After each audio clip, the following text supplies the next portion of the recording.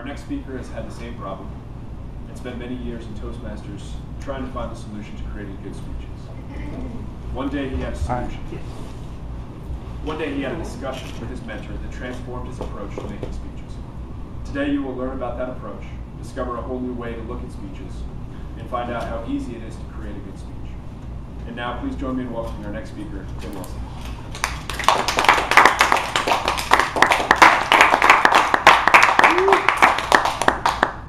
All right, thank you, Drew. You wrote exactly the way that I wrote it. So that's read exactly the way I wrote it, so that's great. Now it's time to wrap everything up. If you've been here all along, you would have heard about the 4 acts of your speech. But if you haven't heard it, now's the time to wrap everything up. So basically, the way the 4 acts of your speech works is that just as a play has 4 acts, so your speech is 4 acts. There's an A act, a C act, a T act, and an S act. You have to have all 4 acts if you're going to have a good speech. So the important thing is to start with the A act. And the A act is something that, come on in, won't get any less awkward if you just stand over there. The A act. And the A act is about getting your audience's attention. Attention. The A act is about getting your audience's attention. Attention. Thank you. Amy led, everybody's kind of joined in. Exactly. Attention. And attention is really important to get at the beginning. You may have heard that sometimes you have like 15 seconds. Some people say as much as 30 seconds. Some say as few as 15 seconds to really get the audience's attention. So you want to make sure the audience is focused in. Now, if you don't do that, you may have speeches like that. You just kind of think, as you're going through the speech, you kind of think, oh, it's not really hitting me. It's not really registering. I'm not really involved or engaged in it. You ever felt speeches like that? Like that? David knows what I'm talking about. Amy knows what I'm talking about. Exactly. He's not really engaged. It doesn't have your attention. Once you get your attention, though, it's a whole different experience because you're engaged. You're part of it. It's sensory. It's a whole thing. Your whole body's there. You're aware. So it's really important to get your speaker's attention, get the audience's attention. So in getting the audience's attention, one of the best ways to do that is to use the you. In other words, to use the word you. And the word you is powerful. So the word you connects. It connects everybody. It connects everybody else on stage. It gets everybody together. What happens with a lot of speakers, they have a problem because they use the words I and we a lot. You heard speeches like that? Words I and we used a lot. Yeah. You know, what it does is it puts a barrier. It's like there's this barrier between the speaker and the audience. And it forces the audience to look through a window. It's like looking through a window. So if you're in the audience, you can kind of see what's going on. It's like, I get it, yeah, okay, the speaker's doing that, and they're talking that, and they're talking with their friend, and now that's happening. You kind of see what's going on through the window. But the thing about a window is you can always look away from the window. And if you look away from the window, the speaker, they're gone. That's it. They probably aren't looking back. It's like window shopping. You look at, nah, not really, and they look away. But if you use the you, it's like this audience is right there on stage next to the speaker. What happens to the audience happens to the speaker. What happens to the speaker happens to the audience. There's this deep personal engagement that happens. So the speaker is next to you, the audience is next to you. Everything just kind of comes together just by using the word you. So you want to get the audience's attention, you use the word you. So that creates a challenge. Okay, you got the audience's attention, but how do you keep your own attention? How do you keep the audience's attention to what you're talking about? And that brings up the C act. The C act is all about content. The C act is about content. C act is about Content. content. Exactly. Thank you for smiling. Very nice. Very nice. Content. Yes. Content. Yay. And you know, content. When you're not interested in content, and you've been around Toastmasters for a while, and maybe you've done this too. David talks about it.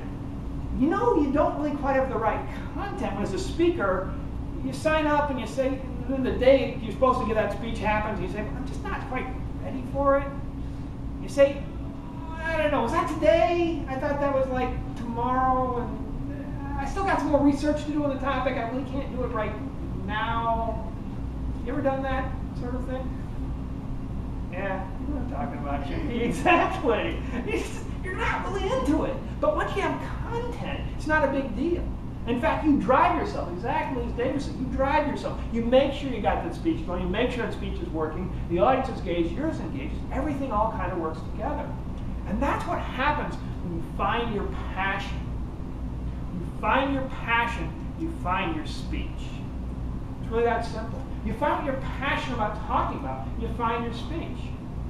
So the mistake a lot of people make is they start thinking about things that they're just not really excited about, not really interested in. And it's really hard to go on about it. But have you ever had a situation like at a party or you've got a football game or something like that going on and you get really excited about it, really interested in it? Whatever it is, some subject comes up, captures your attention, all of a sudden you're really involved, really excited, really interested, you're right there in the moment. You had that happen? Like an out-of-body experience? You know what I'm talking about? Sure. Yeah, sure, exactly. You get really involved in it. You've got that passion. Then you have to research your topic because you know your topic. Your topic is there. Your topic is part of you. You're part of your topic. You go around, you're passionate, excited about it. And then the great thing is feel other people getting passionate, excited about it. Bring them in on it too. Because if you're passionate, you're excited about your topic, you're going to get the audience excited about it. Not the whole audience, maybe. It's always a challenge, some people here and there, but most of the audience. If you focus on those people who are really excited, really passionate, really excited about what you're talking about, then it just raises the whole level of what you're talking about, what you're doing, and then your content just pops right off the stage. You find your passion, you find your speech. But if you don't have passions, it's all right, because you've got friends, acquaintances, people you know, and they know you. So just ask them, what am I excited about? What am I passionate about? They can tell you. So if you don't know your passion, your friends do. The key thing is find your passion, find your speech. That's what content's all about. That's the C act. Now once you have this great passion, great excitement for your speech. Then the next question, I was like, okay, great, I got this great excitement, but how does the audience do something with it? What do they do with it? How do they get a handle on it? And that brings up the T act. Now, the T act is something you know is in the speeches. Maybe you've felt this before, where you get a speech that's really passionate and exciting and really great. You think, great, wonderful. Now, how do I do something with that? Or what do I do with that? I've got all this excitement and passion, all these sort of things, like a Tony Robbins moment, and then afterwards I'm like, okay, I can walk across coals, but how am I going to use that? What am I going to do with it? How do I do that in real life? Have you heard speeches like that? You just get kind of confused about, you know what I'm talking about, Drew? Yeah, you get kind of confused about, that's a speaker that doesn't understand the T act. Now once you get the T act, once you get that whole thing, there's no question about how to do it. I get it. I know how to do it. I know how to make that happen. I know how to bring that alive. I know how to make everything happen there. Then everything starts coming together. As a speaker, you're on stage, your audience is with you. Not only get your passion, they know great. They know how to do something out there. And that's the T act. The T act is about technique. Technique. T act is about? Technique, exactly. Technique. And one of the greatest techniques ever, greatest way to get across technique, was created by world champion speaker Craig Valentine. And he talked about the foundational phrase. Foundational phrase. And the idea is very simple, very powerful, and it's something that's going to stick in the audience's mind afterwards. And all it is this: 10 words or less that stick in the audience's mind. 10 words or less that stick in the audience's mind. Craig said it was kind of like a songwriter. Catchy, engaging. It takes a little bit of effort to create these things. But if you create these things, long after your speech is done, this will stick in the audience's mind. They'll remember it. People can't do what you want them to do if they can't remember it. Does that make sense? Yeah. So a foundational phrase will help them remember it. And already you've heard several foundational phrases. Attention. It's all about using the you.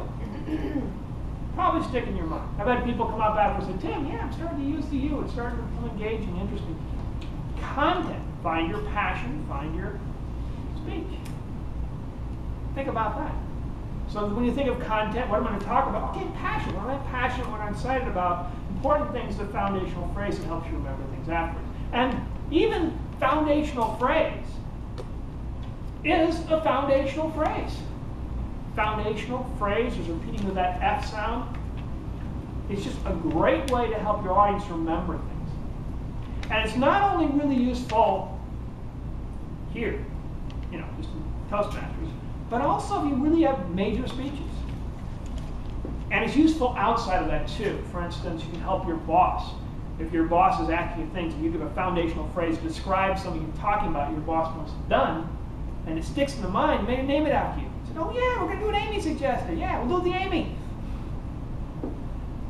Whatever it is, that foundational phrase will stick in the mind. In fact, world champion speaker Prez Vasile, who went right from here all the way to the World Championship of Public Speaking, had a foundational phrase in his speech that he put in at the last moment. He said, when in doubt, reach out. Yes, out, exactly. When in doubt, reach out. And it's that simple. And the thing about a foundational phrase is it gives people something to latch onto. So remember, when in doubt, reach out, and from that, they'll work back, and oh yeah, I remember the rest of that speech. There was stuff about Jesse, there was stuff about push-ups, stuff about a car. If you haven't seen it, see it. It's a wonderful, wonderful speech. President Vasile on YouTube. But that's the foundational phrase. All right, so far, you're going through, and you've got A, C, and T, technique. So great, Tim, you got a foundational phrase, but then how do you know your audience is going to do what you want them to do? How do you get them to do what you want them to do? How do you make that happen in the audience's world? And that brings up the S Act. And this is where most speakers, many speakers, have kind of an issue, kind of a problem. They kind of resist the S Act. And you'll notice those speeches because as you go through them, you kind of finish up and you're thinking, what now? Where do I really go? Where do I really go with it? What do I really do with it? What now do I take? What part of this should I really focus on? There are speakers like that who are kind of confused at the end, like what to do, where to go. Yeah, talk about Amy. Exactly, at the very end. Once you get the S Act, then it's very clear. The speaker makes it very clear. The audience knows what's to go on. And since the audience is there to hear you and presumably get some idea about what they're supposed to be doing, that's why they're listening to you in the first place, give that direction, then that's great. And the S Act is all about selling. The S Act is about selling. S Act is about selling. Exactly, selling. And one of the simplest ways to sell is to remember this simple phrase, a foundational phrase. Last things last. Last things last. Not only the last thing you say is the last thing you say, but more importantly, the last thing you say lasts in the audience's mind. The audience will remember long afterwards the very last thing you say. Then people remember best what you say first, what you say last. Primacy and recency theory. It's that simple. So you get their attention at the very beginning. Remember that. At the very end, that last thing last. So that's your selling point. That's where you tell them what is the next step you want them to take. What is the next thing you want your audience to do? That's what the last thing has to do. Make it something simple. Something simple, something brief, something short, something you want that audience to do. And to take action. Last things last. You do that, the audience knows exactly where to go and exactly what to do. So those are the 4 acts. If you do those 4 acts, you can create a good speech. I've talked about a lot of things today. I don't expect you to remember everything. If you remember nothing else, just remember this. Find your passion. Find your speech. So, sign up for a speech and start speaking your passion.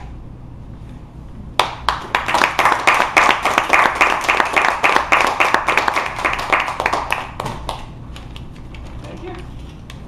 Our next speaker is David with advice on negotiation.